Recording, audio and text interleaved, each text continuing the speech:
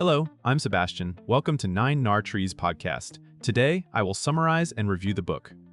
Millionaire Mission by Preston is a personal finance and wealth building guide built around a clear, step-by-step framework.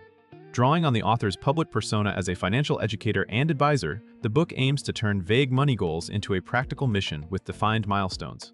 Rather than promising shortcuts, it focuses on repeatable behaviors, understanding cash flow, eliminating destructive debt, creating a safety buffer, investing consistently, and protecting progress from avoidable risks.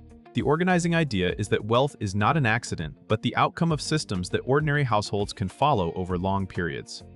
Readers can expect a blend of mindset coaching and tactical decision-making, including how to prioritize competing financial goals and how to measure whether they are on track. The 9-step structure is designed to help people start where they are, reduce overwhelm, and steadily move toward financial independence and long-term security. I will give you key takeaways from this book. Firstly, turning money goals into a clear 9-step roadmap. A central strength of Millionaire Mission is its emphasis on structure. Many people know they should budget, save, and invest, but they struggle to decide what to do first and how to build momentum. The 9-step format addresses that confusion by treating personal finance like a sequence of missions, where early steps create stability and later steps compound results. This approach encourages readers to diagnose their current stage, then execute the next best action, rather than chasing every financial tip at once. The book's framework also highlights the importance of aligning choices with measurable targets, such as specific savings rates, emergency reserves, and investment contributions. By focusing on progression, it helps readers avoid two common traps: perfectionism that prevents starting, and impatience that causes risky decisions. The roadmap concept can also reduce stress for couples or families by providing a shared language for priorities, such as deciding whether extra cash should go to debt payoff, retirement accounts, or a near-term goal. The result is a system that favors consistency, clarity, and long-term thinking over financial hype. Secondly, mastering cash flow with intentional spending and saving. Wealth building starts with cash flow control, and the book emphasizes directing income with purpose instead of letting spending happen by default. Readers are guided toward building a sustainable plan that covers essentials, accounts for irregular expenses, and still leaves room for enjoyment.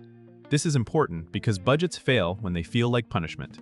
By treating spending as a reflection of values, the system encourages readers to cut what does not matter so they can fund what does, including investing. A key idea in cash flow management is creating margin, the gap between what you earn and what you spend. Margin is what enables emergency savings, debt elimination, and consistent contributions to long-term investments. The book also underscores the value of automation, such as scheduled transfers to savings and investment accounts to reduce reliance on willpower. Another practical angle is anticipating financial friction points: seasonal bills, car repairs, medical costs, and travel. Planning for these items prevents the common cycle of using credit cards for surprises and then falling behind. Strong cash flow habits become the engine that powers the later steps of the wealth plan. Thirdly, debt strategy and risk reduction to protect progress. Debt can be a wealth killer when it carries high interest rates or encourages lifestyle inflation. The book's system addresses debt not just as a math problem, but as a risk and behavior problem. By prioritizing the elimination of toxic debt, readers reduce the drag on their monthly cash flow and lower the chance that one setback will cascade into a crisis. The framework also helps readers think clearly about different categories of debt. Revolving consumer debt typically demands aggressive action, while other obligations may require a more nuanced plan that balances payoff with investing and liquidity needs. Alongside debt strategy, the book leans into risk management as a core part of wealth building. That includes creating an emergency fund, avoiding overconfidence in the market, and putting safeguards in place so that a job loss, health issue, or major repair does not force desperate decisions. This topic also includes protecting credit health, since credit impacts borrowing costs, insurance pricing in some regions, and even housing options. The larger message is that financial independence is built by both growing assets and minimizing avoidable threats to the plan. Fourthly, investing for long-term wealth and financial independence. After stabilizing cash flow and reducing major vulnerabilities, the book's system turns toward growth through investing. The focus is on consistent, long-horizon investing rather than speculation. This is where compounding becomes the primary force, and small decisions about contribution rates and time in the market can outweigh short-term market predictions. Readers are encouraged to understand the purpose of major account types and to be intentional about where each dollar goes, such as retirement plans and other brokerage options, depending on goals and eligibility. The book also frames investing as a behavior, staying invested during volatility, keeping costs reasonable, and resisting panic selling. Another important element is the relationship between savings rate and time to financial independence. Instead of relying solely on a high income, the system emphasizes that building wealth is driven by the share of income invested and the ability to maintain that habit across decades. Tax awareness, diversification, and aligning investments with risk tolerance also matter because they increase the odds of sticking with the plan. Overall, the investing section supports a disciplined approach that aims to produce reliable outcomes for real households. Lastly, lifestyle design, milestones, and staying the course. A wealth plan only works if it fits the life you want to live, and the book highlights the importance of aligning financial decisions with personal values and life stages. This includes choosing goals that are meaningful, defining what enough looks like, and avoiding the trap of endlessly raising the finish line. By using milestones, the 9-step system gives readers frequent feedback loops that reinforce progress, such as reaching a savings buffer, becoming debt-free, or hitting a target investing percentage.